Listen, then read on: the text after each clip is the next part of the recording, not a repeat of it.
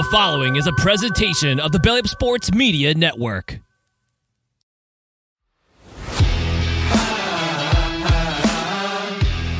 Let's talk about the main event in this one, fellas. Lightweight division. We had Justin Gaethje defeating Paddy Pimbpet for the interim lightweight title. All three of us had Paddy Pimbpet in this one. That first round, Justin dropped Pimbpet with that big right uppercut. He tried to get him out of there. I thought it was over early, but Paddy was able to recover. Paddy landed a big uppercut that stunned Justin, and with about a minute left, Justin accidentally poked Paddy in the eye, and I'm like, oh no, not this again. And then in the last 30 seconds, both guys were just doing rock'em sock'em robots and just throwing. And then in that second round, Paddy was going backwards a lot of that round, and Justin pushed forward that pressured. And then about 40 seconds left, Justin dropped Paddy again and followed up with ground and pound, but Paddy was saved by the bell. And on replay, it showed that Justin poked him in the eye again. So, it wasn't a good look with those eye pokes. And that third round, Paddy worked his way back in the fight and was popping that jab, and Paddy was finding his groove and caught Justin with a knee to the nether regions in the net. So a few fouls in this one. And in that fourth round, Justin hurt Paddy again with that left hook. And a few seconds later after that, he dropped him again briefly with another left hook. And Justin just kept landing big shots. But, one thing that we can say now about Paddy, he has a hell of a chin. And landed a flurry of punches towards the end of the round, but I don't know if that was enough to get him back to steal that round. And then that fifth round, every time Paddy gained a little bit more momentum, Justin countered and shut it down. And then, it was a little bit too late, but Paddy tried throwing caution to the wind with about 1 minute left, but Justin weathered the storm and got the win. What were your thoughts on this one, Admire? Yeah, this is a fun fight. And I mean, Justin has never been in a boring fight. So dude's just an animal. I mean, he's willing to just throw with anybody. He throws bad intentions every time. One thing I never heard after the fight, and he didn't mention it, but they did mention during the fight, and the broadcasters did. Did you see him holding his right hand and he didn't throw a punch for a little bit? I don't know if his hand bothered him or what, but it seemed like he was having a little bit of trouble with his right hand for a little bit. Yeah, Paddy can take a punch, man. That was wild. Not what I expected.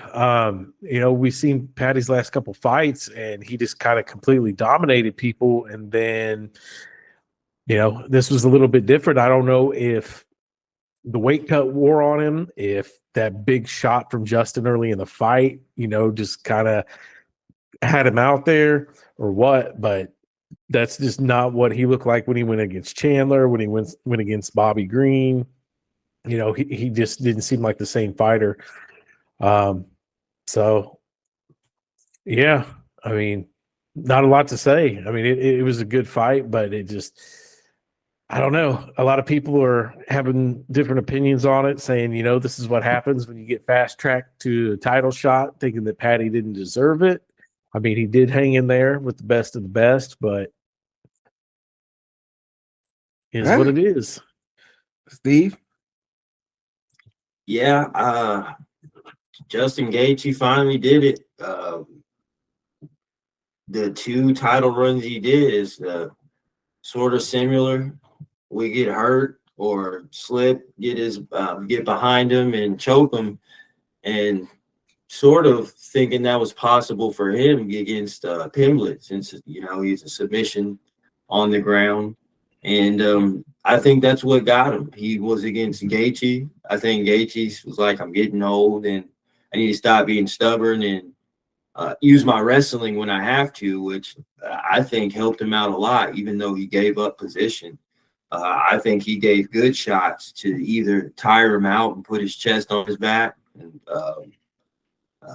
as far as the grappling, or giving him those shovel shots while he was on the ground, ground and pounding. I think that took a lot out of Pimbpet, and We saw Gaethje actually utilize something of his wrestling this time, let alone his striking that he has.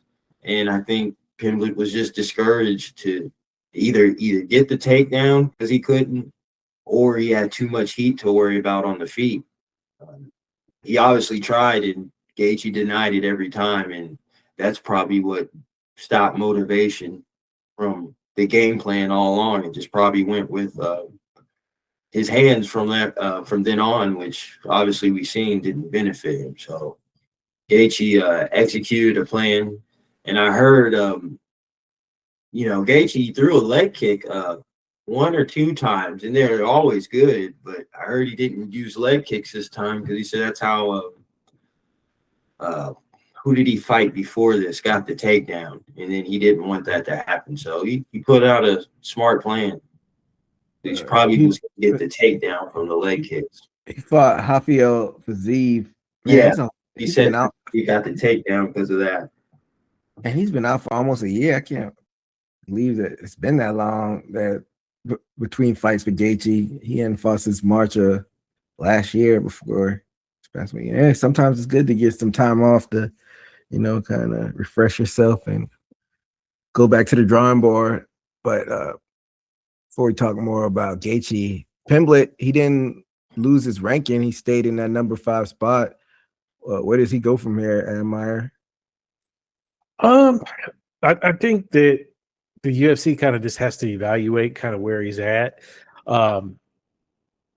Really, I mean, we got, the next card this weekend that we were going to talk about, Dan Hooker's on. And I think Paddy Pimblet and Dan Hooker have had a lot of back and forth. They're ranked really close. I think it makes sense, win or lose, put Dan Hooker and Paddy Pimblet against each other. They already don't like each other. Just let them bang. Yeah, that may be interesting. What do you think, Steve? I can definitely see that fight. They have had a back and forth. Pimblet's not talking about anybody else he's been beefing with for real because they're on the rise to get a title shot, so he can't promote that. So I think that's his next best choice. Well, looking at who Hooker's facing this weekend, I don't know if Pimblet should get Hooker if he loses. I think he should just get the winner of that fight, actually, between St. Denis and Hooker, and see what happens. Yeah, that'll work. Because I don't think, because I'm almost positive Pimblet hasn't faced St. Denis yet. Yeah, Pimblet hasn't really fought anybody in the top 15. I mean, he's fought Michael Chandler because before that he fought Bobby Green, and Bobby Green wasn't ranked. I mean, that's what people are saying, that Paddy Pimblet was fast tracked up here to that title shot. He beat Michael Chandler, and that was it. Wasn't King Green like hovering around that 15, like the 13 ranking though for a little bit? I think he was right around the top of it. So, but yeah, like you said, he hadn't gotten like a top 10 win or anything like that. So, yeah, it's been a while since Pimblet's lost. This is his first UFC loss. So he's not a bum, but like you said, maybe the level of competition wasn't there. He fought an old Ferguson. So take that for what it's worth. But yeah, he'll be fine, I'm sure. Like if he takes a step back and fights somebody a little bit ranked a little bit lower than him, then he'll be fine. But talking about the Gaethje side of things, this is his second interim title that he's won. Will this be how he gets over the hump, and finally win undisputed championship at the age of 37? No. I mean, as long as Topuria is champion, there ain't no way. I mean, Topuria's just got hands. He's the bad man. Like, Gaethje's always got a chance, though. I mean, it's hard to say that he doesn't have a chance just because he, just like the end of the Max fight, like Gaethje will put it all on the line and just throw. And he always has that chance of landing. I mean, anything could happen, but, I mean, odds aren't good when you try that shit with Topuria.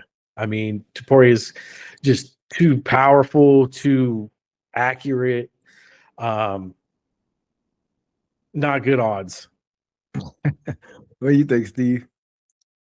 Yeah, saying Max Holloway knocked out Gaethje, we didn't expect that, and you see what Topuria did with Max Holloway.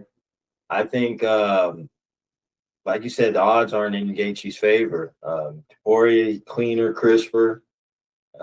He set Charles Oliveira up, and by the time he set him up, he threw a fake jab that he was throwing the whole fight and feinted that and went straight for the 1-2 combination with the hooks. And we don't see Gaethje like that. It's more of awkward positioned power shots that are sneaky and maybe unconventional. But like I said, he's too precise for Gaethje's.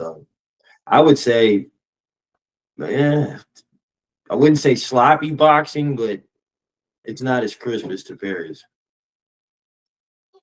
Yeah, I'm with you, Admire. I don't think if it's snowball's chance in hell, he wins the undisputed championship as long as Topuria has it. Maybe if they were the same age, because Topuria was like 28, 29. I just think Justin Gaethje being a little bit older, can't take the shots like he used to.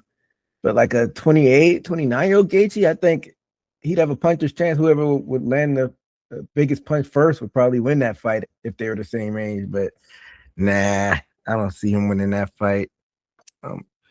If Topuria comes back with a good head on his shoulders, because we don't know what's going on with his personal life. So hopefully Topuria gets things ironed out and, comes back bigger and stronger and better than ever. Thank you for checking out this Haymaker Combat Sports segment. This full episode could be found on the Haymaker Combat Sports YouTube page and in audio form on all major podcast platforms. Until next time, peace.